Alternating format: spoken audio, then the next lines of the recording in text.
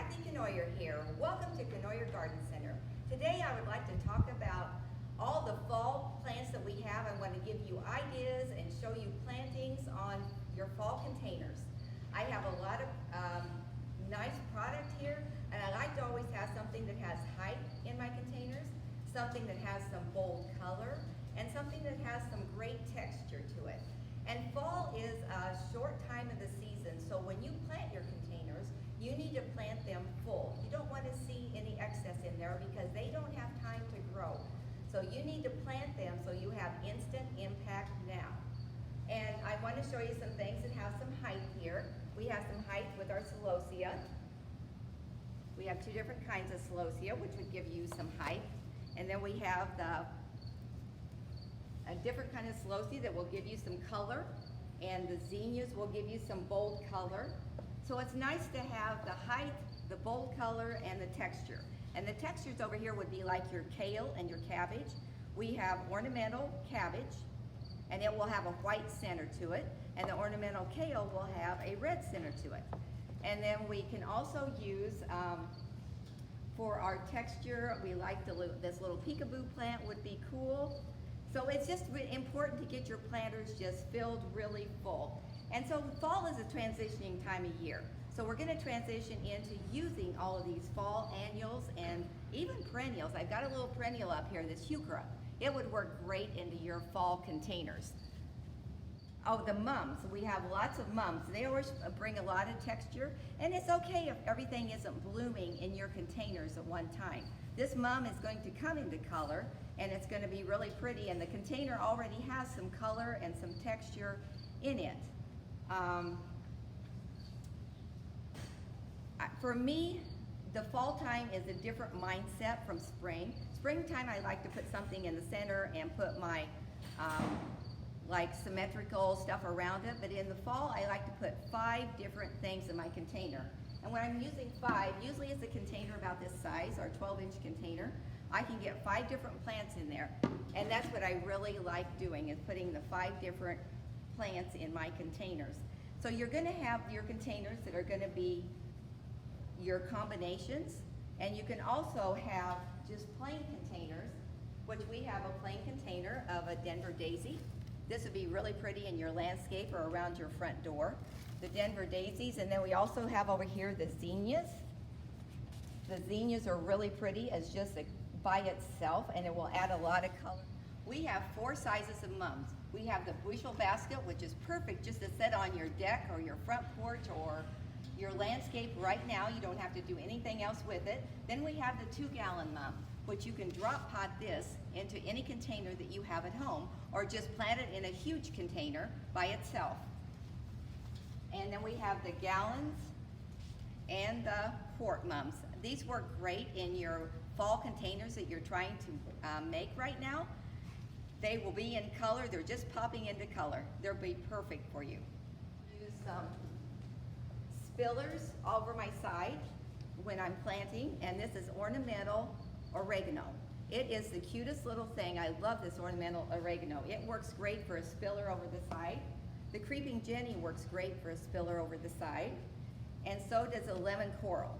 So if you need a little place to tuck something in, just use some of these plants. And you know, if you have an extra spot in your containers, the pumpkins would be a great thing to stick in there for a little thing in your fall containers, or a little birdhouse, or some stakes, or some twigs. Add some character to your fall containers. Creating a fall container is a lot of fun, and I hope you have as much fun and can get inspired by what we're doing today as I am. And our garden center is full of all these fall annuals. We have thousands of mums in all those 4 different sizes, and we have a lot of fall annuals throughout the whole greenhouse. There's a lot here to choose from that can inspire you. So please come. I know it won't be, you won't be able to just make 1 container. There's so much product. You're going to want to make more than 1. Come see us. We'd be glad to help you. Hi, I'm Valerie from Knoyer Garden Center. I work in the perennial and shrub area. Now is the time for you to take a walk through your gardens and see what you need for fall color. All of the summer plants have started to die back and go dormant. Now we need a pop. A couple things that we recommend Little Henrietia for a shrub. She only gets about 2 to 3 feet tall, 2 to 3 feet wide, and in the fall she turns burning bush red without the massive sides of burning bush. Another option is to put in some cone flowers. Those are native Nebraskans. They usually start blooming in midsummer and they'll go all the way through to the fall. Minimal maintenance required on both of these. It's also the time to stop and take a look, see if you need to put some bulbs in your garden. Now's the perfect time to plant your garlic bulbs. Great for getting next spring's crop going. It'll also help keep Japanese beetles and aphids off of your plants. Get them in now, harvest in the spring. A couple of other options. We have the surprise lilies. Everybody is seeing the beautiful pink flowers out there right now. They're a great attractant for the birds, the bees, the butterflies, and the bats. Get them in now so that you have spring color again. And the last one, if you want fall color, come in and get some of the giant autumn crocus. Plant them now, you get color now. And it's always nice to have some color in the fall when everything else has died back. Stop in and see us. I'll be glad to help you with any one of them. Thank you. Hi everyone, I'm Sarah. I work at the Glass House Market in the front. I'm just here to talk to you today about some new items that we got in for the fall recently. First, I want to talk about these boho bandeaus and scrunchies that we recently got in. They can make great gifts for friends or family. They come in a lot of different colors and patterns, and there's multiple ways to wear them. You can wear them as a headband, scarf, wristband, or even a mask, so they're great for that. We also have some matching scrunchies that we got in with them. So similar to these, wear them as hairbands, wristbands. And then another thing I want to talk about are these adorable hand-painted ceramic pumpkins that we have in. They come in 3 different sizes with 3 different patterns. They have these nice warm tones for the fall season, so they make great decor for the entire season. You can use as decor on mantles, side tables, or even in the center of your table for a nice little centerpiece during Thanksgiving. And then some other fall items that we have in right now are a lot of fall doormats and flags. We have a lot of different varieties and styles to choose from.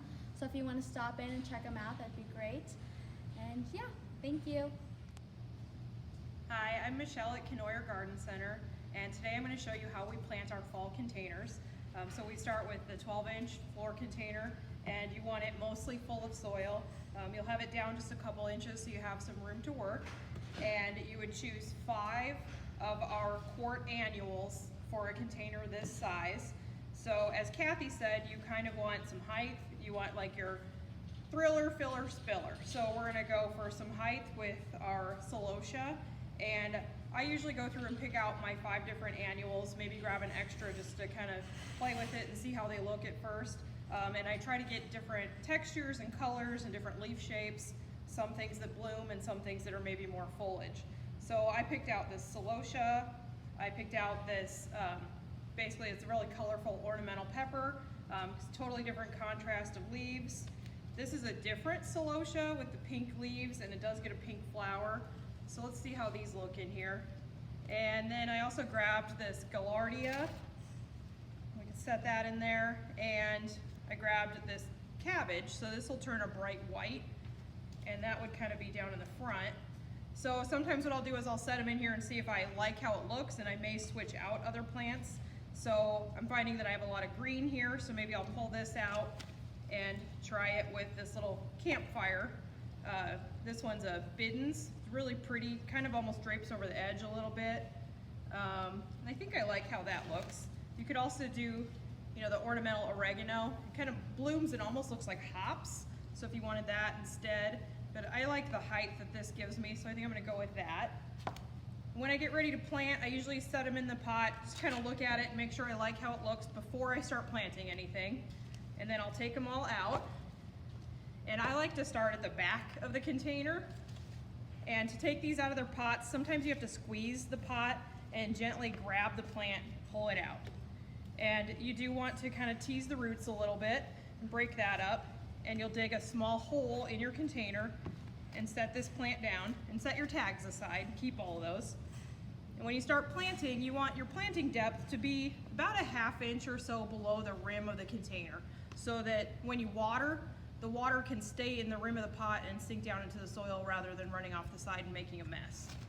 So the next plant I'm going to put in there is the ornamental pepper. We'll take him out of his pot. And again, set aside your tags, kind of break up your roots a little bit. And you just have to do this a little bit. You don't have to, rip it all apart, but just a little bit to get the roots growing outward.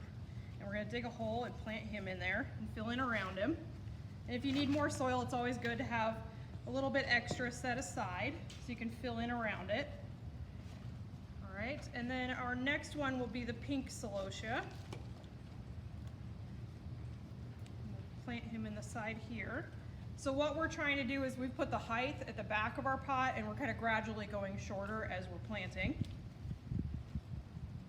And then we're going to do our campfire flame biddens. And I think I like that in front of the celosia here. Gives a little bit of a contrast. Sometimes my plants in the front, I almost angle them outward a little because I think that looks better when I'm looking at the container. And then I will put in the cabbage. And this one I probably will angle it out a little bit. So dig a little hole, put that one down in there.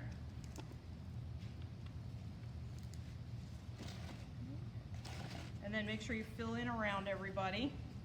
And when you're filling in with your soil, just gently press things down. So you're just filling in enough to fill in all the holes between the plants, and then just kind of firmly press everything in.